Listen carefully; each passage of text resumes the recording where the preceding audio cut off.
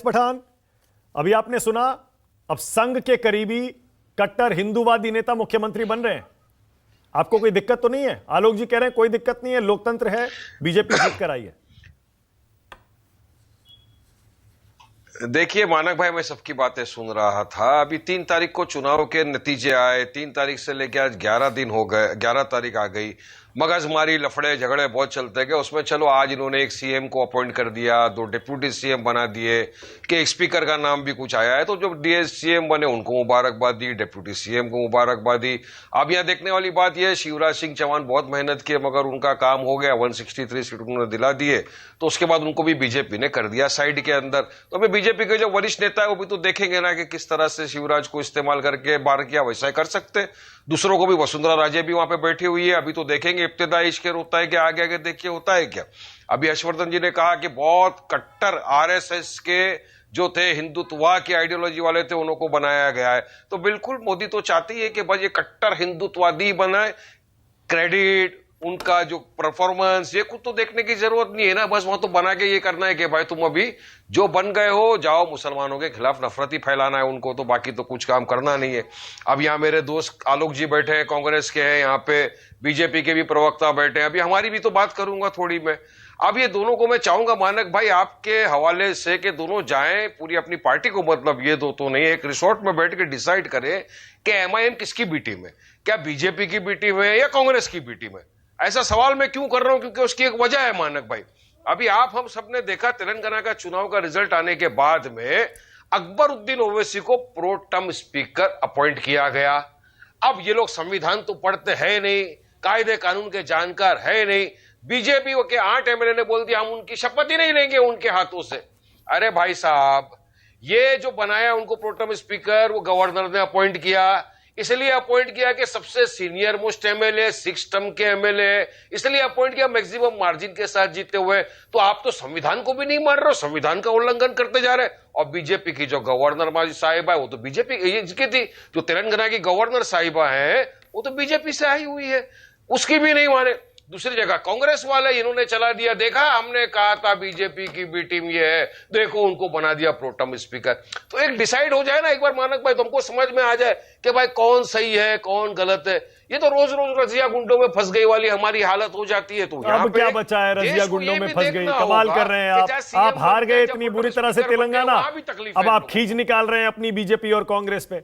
वहां की जनता ने आपको हटा दिया ना सरकार से। अरे मानक भाई आप क्या, नहीं किधर हटाए? अरे हम तो 7 जीते ना, 9 में से 7 पे जीते। अरे आपके जीतने से क्या होता है, आप तो बीआरएस के साथ गठबंधन में थे ना, आपके मुख्यमंत्री को तो हटा दिया, कांग्रेस की सरकार आ गई वहां पे। अरे अब आई है ना कांग्रेस की सरकार, तो देखेंगे कांग्रेस की सरकार के अंदर ही बने Akbar Owaisi pro term speaker. अभी देखिए आने दो। हमने तो बीआरएस को ये कहा था, हमने जब भी पब्लिक मीटिंग भी किया था, वहां असद साहब ने भी कहा था, हमने भी कहा था कि जहां जहां हमारे उम्मीदवार नहीं है वहां बीआरएस को सपोर्ट करो। मगर हमारी पार्टी में तो सिर्फ 9 लोग लड़े, जिसमें से 7 हमारा जो थे वो तो पूरे जीत के आए, अच्छे खासे मार्जिन के साथ जीत के आए। तो हमको कहां नुकसान पड़ा? हाँ बीआरएस है, अभी तो सेल्फ इंट्रोस्पेक्शन करेंगे उन लोग, क्यों हारे क्या हुआ। मगर बीजेपी का देखो ना, वहां पर संविधान को नहीं मानता। अच्छा ठीक है, मैं आपका जवाब ले रहा हूं, एक सेकंड आपका जवाब ले रहा हूं। प्रत्युष खंड जवाब देंगे क्या? और ये 1-2 दिन से ये जो कंट्रोवर्सी चल रही है प्रत्युष खंड, इस पर आपको जवाब देना भी चाहिए। जब गवर्नर बनाती हैं प्रो टेम स्पीकर, उसके बाद आपके विधायक शपथ लेने से क्यों इनकार कर देते हैं? ये कहते हुए देखिए कांग्रेस सरकार ने बना दिया pro tem speaker Akbaruddin Owaisi को। कांग्रेस बोलती है बीजेपी ने बना दिया। ये बात तो ये मानक भाई इधर ओपन करो, आपको पता, दोनों से सवाल करो, आलोक भाई से भी करो, प्रत्युष भाई से भी करो। हाँ बोलिए प्रत्युष खंड, बोलिए। मैं आपको बता रहा हूं सर, ये संविधान की बात कर रहे हैं। आज आपने देखा जब सुप्रीम कोर्ट का 5 जज का जजमेंट आया तो इनके बॉस ने क्या बोला, इनके लीडर ने बोले बहुत दुखी हूं इससे मैं। ये कैसा जजमेंट है? जो पार्टी हमारे जुडिशरी को रिस्पेक्ट नहीं करती है, एपेक्स कोर्ट को रिस्पेक्ट नहीं करती है, वो कॉन्स्टिट्यूशन और कॉन्स्टिट्यूशनल की बात कर रही है। कॉन्स्टिट्यूशन क्या होता है? अरे इन्हें विश्वास ही नहीं संविधान के ऊपर में, संविधान क्या होता है। ये जो बोल रहे हैं ये बिल्कुल दिल से नहीं बोल रहे मुझे हैं, अधिकार ये है भड़ास अपनी निकाल बात रहे रखने हैं। का। ये संविधान इनका पढ़ो। तो पूरा के पूरा पॉलिटिक्स ही पूरे देश में नेगेटिविटी रहता है, पूरे देश में नेगेटिविटी की पॉलिटिक्स करते हैं। ये सिर्फ ये अपीजमेंट की पढ़ो। पॉलिटिक्स करते हैं, माइनॉरिटी कार्ड ये खेलते पढ़ो। हैं। इन्हीं के लिए फिर किताब आगे लिखी बात थी करो। जूडिथ ब्राउन ने, माइनॉरिटी सिंड्रोम, मेजॉरिटी बैकलैश। यही किताब आप प्रत्युष खंड जवाब नहीं दे रहे। माइनॉरिटी सिंड्रोम फैलाते हैं। प्रत्युष खंड आप जवाब यही नहीं काम दे है रहे। इनका। प्रत्युष खंड जब गवर्नर ने अपॉइंट किया प्रोटेम स्पीकर तो आपके एमएलए वहां शपथ क्यों नहीं ले रहे अकबरुद्दीन ओवैसी के नेतृत्व में? हमारे एमएलए परेशान हैं इनके पॉलिटिक्स से। ये जिस तरह की बातें करते हैं, मैं अभी 10 एपिसोड गिना सकता हूं इनका। जो आदमी सुप्रीम कोर्ट के 5 जज की बेंच को आज प्रेस कॉन्फ्रेंस करके कहता है कि मैं विश्वास नहीं करता हूं, दुखी हूं मैं, तो देश कैसे चलेगा? आप जुडिशरी को भी चैलेंज करोगे? आपको कांग्रेस से प्रॉब्लम है, बीजेपी से प्रॉब्लम है, समझ में आती है मुझको। आपको जुडिशरी से भी प्रॉब्लम है, आप क्या उससे भी ऊपर हो? अच्छा ओके, आप हो क्या? एक सेकंड जरा। हमारे एमएलए परेशान हैं इनके बिहेवियर से, इनके पॉलिटिक्स से। ओके, नहीं नहीं, लेकिन गवर्नर ने अपॉइंट किया, इसमें कोई अब देखिए स्पष्टीकरण चाहिए था। वो गवर्नर ने ही अपॉइंट किया ना, कांग्रेस की सरकार ने तो अपॉइंट नहीं किया ना प्रोटेम स्पीकर अकबरुद्दीन ओवैसी को। इसमें तो कोई शक नहीं है ना।